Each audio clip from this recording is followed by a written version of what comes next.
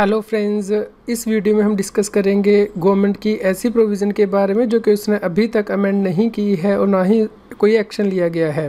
Friends, section 9 sub section 4 को यदि आप देखते हैं तो गवर्नमेंट ने जीएसटी एक्ट के अंतर्गत ये सेक्शन अमेंड कर दिया था, जिसमें कि गवर्नमेंट ने कहा था कि जीएसटी एक्ट के अंतर्गत रजिस्टर्ड व्यक्ति यदि स्पेसिफाइड कैटेगरी ऑफ गुड्स या सर्विस लेगा अनरजिस्टर्ड सप्लायर से तो ही उसे जीएसटी रिवर्स चार्ज बेसिस पर पे करना है। फ्रेंड्स, ये specified category of goods and service government notification के द्वारा बताती है कि किनके ऊपर जीएसटी रिवर्स चार्ज बेसिस पे रेसिपिएंट को ही पे करना है यदि वो अनरजिस्टर्ड सप्लायर से ली गई है। फ्रेंड्स, ये प्रोविज़न 1 फरवरी 2019 से गवर्नमेंट ने अमेंड की थी जीएसटी एक्ट में।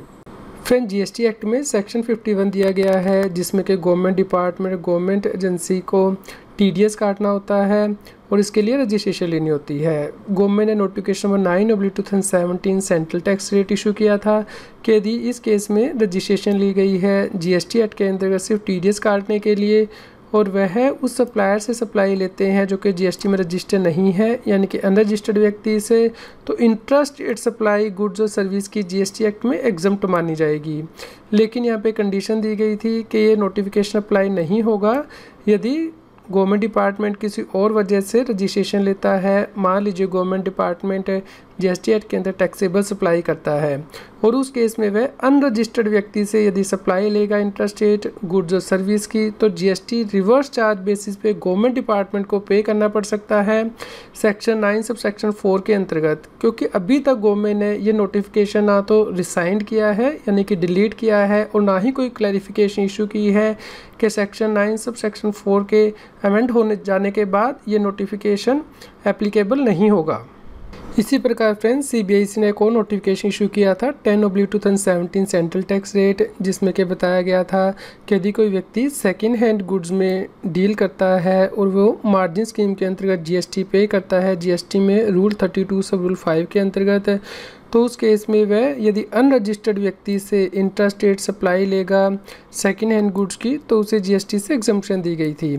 इस प्रकार फ्रेंड्स, यदि आज की डेट में या second hand dealer margin scheme के अंतर्गत जीएसटी नहीं पे कर रहा बल्कि नॉर्मल स्कीम के अंतर्गत पे कर रहा है और वह अनरजिस्टर्ड व्यक्ति से सप्लाई लेगा तो उसे जीएसटी पे करना पड़ सकता है, क्योंकि उस केस में ये नोटिफिकेशन एप्लीकेबल नहीं होगा।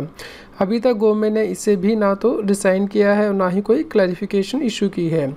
फ्रेंड्स, यदि आपको लगता है कि इंटरप्रिटेशन सही है तो कृपया इस वीडियो को आगे फॉरवर्ड कीजिए ताकि गवर्नमेंट इसके लिए क्लैरिफिकेशन इशू कर सके। यदि आपको लगता है कि इंटरप्रिटेशन सही नहीं है तो इस वीडियो में नीचे कमेंट करके बताएं। रेगुलर अपडेट के लिए आप हमारे चैनल को सब्सक्राइब करें,